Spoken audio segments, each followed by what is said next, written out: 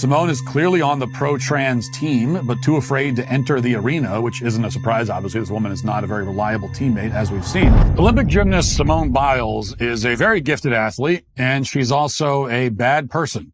This is not the first time that we've seen those two qualities combined in a person. LeBron James, another example, plenty of examples. But Simone Biles is an especially egregious case. The last time we heard from her, she was celebrating the first all-black podium at the Paris Olympics last year. After black gymnasts took home the gold, silver, and bronze, Simone bragged about the fact that it was a podium without any white people. So that was enough to tell us that, if we didn't already know, that she was a leftist clown. And 3 years before that, she infamously quit on her team in the middle of the Tokyo Olympics, citing her need to work on her mental health. And that was enough to tell us that she's a coward. Finally, this week, she put it all together, mixing her cowardice with her leftism and sprinkling a little bit of a mean girl nastiness on top. Simone posted the following on X. Quote, "Riley Gaines, you're truly sick. All of this campaigning because you lost a race. Straight up sore loser. You should be uplifting the trans community and perhaps finding a way to make sports inclusive or creating a new avenue where trans feel safe in sport. Maybe a transgender category in all sports, but instead you bully them. One thing's for sure is no one in sports is safe with you around." Now, to be clear, this was not a response to anything Riley Gaines had said to her. This was a totally random, unprovoked attack. And she followed up 3 minutes later with this. "Bully someone your own size, which would ironically be a male." Now, the great thing about this little jab is that it actually acknowledges the physical advantages that men have over women. It's also intensely hypocritical, as this bit of body shaming is coming from a woman who spent the last 10 years promoting body positivity. Here she is taking part in the Beauty is No Competition campaign. You can see the inspirational poster right there. And here she is talking about her own experiences being body shamed. Listen. Question I wish people would stop asking me is, how tall are you? Are you gonna grow? I'm not going anywhere. I'm 4'8". I'm stuck. I'm Simone Biles and I love my body. Because it helps with gymnastics and it teaches younger girls to love their bodies as well.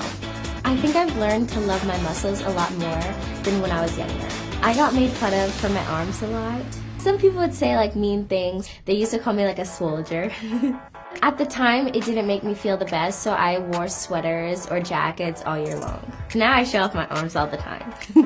To me, healthy body image is when you feel confident with yourself in and out. So not only was Simone Biles body shamed, but she was shamed specifically for having a masculine physique. And now she's lobbing that exact same insult at a woman who never said a critical thing about her. But I think we know why she's treating Riley this way. In fact, Simone Biles has a theory about what motivates people like Simone Biles. To body shamers, what do we say? I feel like if you love your body, then that's all you can do, so it doesn't matter what anybody else says. So I think they have to learn to fall in love with themselves. And I think it's out of jealousy sometimes. Jealousy. Yeah, that could be it. Or perhaps she doesn't have access to a mirror, so she's not aware that she looks like this. That could be a factor. And for her part, Riley did not respond in kind. She did not come back and say something like, "Hey, Simone, don't go making fun of anyone's physique when you're built like Muggsy Bogues." Riley did not say that. And thank God, because that would be mean. And I wouldn't condone it if she had said that. I wouldn't say anything like that. Instead, Riley left the insults to the side and addressed the issue at hand. Watch. Yesterday, Simone Biles, the Olympic gymnast, the best of the best, bar none. There is no one else even remotely in her league in women's gymnastics. I guess in an attempt to be inclusive and virtuous, decided to sell out all women and girls who have dreams to achieve and to succeed, and to specifically personally attack and body shame me.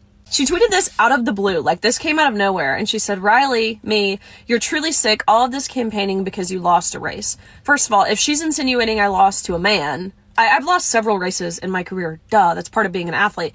But if she's saying I lost to a man, that's factually incorrect. We tied, besides the point. Straight up sore loser. You should be uplifting the trans community and perhaps finding a way to make sports inclusive or creating a new avenue where trans feel safe in sports. Let me get something straight. It's my job. It's the women's job. This is what Simone Biles is saying. It's the women's job to find a way for the men's feelings to be validated.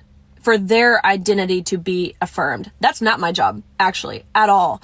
So to say I should be doing this is insane. If she wants to use her platform to uplift men and women's sports, then by all means, but it's certainly not my job, and I don't believe it's the job of any woman to do this. Now, she's exactly right, of course. Simone doesn't even have the courage to advocate for her own position. I mean, if she believes that there should be a separate category for trans people in all sports, or there should be some other kind of inclusive arrangement worked out, she is free to champion that cause. Instead, Simone Biles remains silent on the whole issue until this very moment. And when she finally speaks out, it's to condemn someone else for not promoting her own point of view. Simone says that Riley should uplift the trans community. But why is that Riley's job exactly? I mean, if Simone thinks that the community should be uplifted, she could do that herself. Sometimes it's hard to get to sleep after a long day of traveling. I've spent nights tossing and turning, unable to go to bed. That's when I found Beam's Dream Powder. Beam is proudly founded in America and run by people who share our values, hard work, integrity, and delivering results. It's a healthy nighttime blend that tastes incredible and is packed with science-backed ingredients shown to improve sleep, so you can wake up refreshed and ready to take on the day. And unlike other sleep aids, there's no next day grogginess, just great restful sleep, because Dream is made with a powerful blend of all natural ingredients: reishi, magnesium, L-theanine, apigenin, and melatonin. I especially appreciate that Beam is an American company, both built and operated here, so a purchase supports hardworking Americans committed to doing things the right way. Here's the deal. Beam is giving my listeners the ultimate Patriot discount of up to 40% off. Try their best-selling Dream Powder. Get up to 40% off for a limited time. Go to shopbeam.com/Walsh and use code Walsh at checkout. That's shopbeam.com/Walsh. Use code Walsh for up to 40% off. Sleep better, wake up stronger, and show up ready for your family, your work, and your country. Because when you're well-rested, you're unstoppable. And this country needs more people just like that. Simone is clearly on the pro-trans team, but too afraid to enter the arena, which isn't a surprise, obviously. This woman is not a very reliable teammate, as we've seen. So it's difficult, therefore, to respond to Simone's argument when she hasn't really made any argument. Instead, she assigned arguments to Riley that she thinks Riley should make.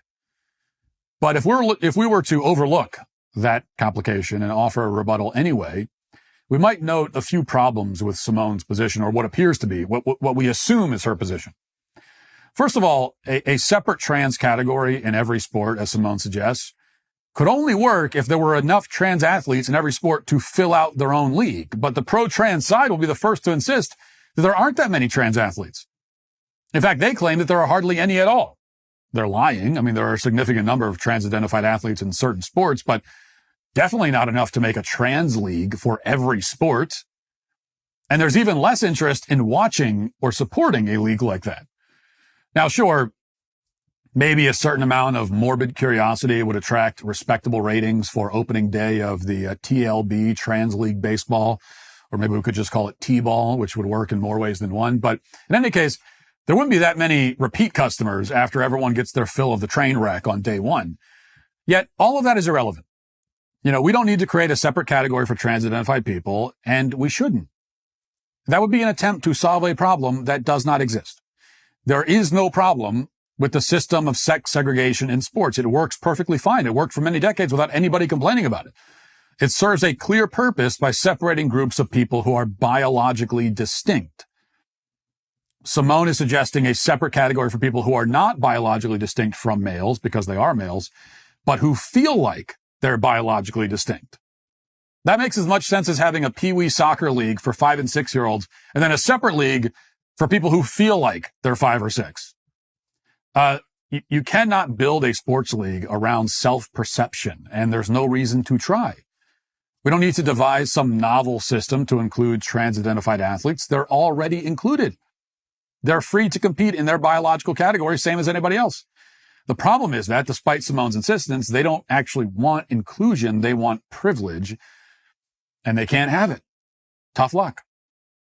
This conversation always comes back to the same fact, which is that men are men and women are women. Men who feel like women are still men. Men who claim to be women are still men. What a man feels like or perceives himself to be is not our problem. he can go on feeling however he wants to feel, but our policies and laws should reflect reality, not perception. This is the point that Simone Biles can't contend with or refuses to, just like she refused to contend in the Tokyo Olympics. And she made that choice to quit for the sake of her mental health, which she wanted to preserve. But her tweets over the weekend show that her mental health preservation methods apparently didn't work. But perhaps her issue is less a matter of mental health and more an issue of intellectual deficiency. Whatever the reason, she's completely and embarrassingly wrong, and she is also, today, canceled. If you'd like to see what else I have to say, you can access my full show by going to dailywire.com or by going to the Matt Walsh Show Twitter page. Hope to see you there. Godspeed.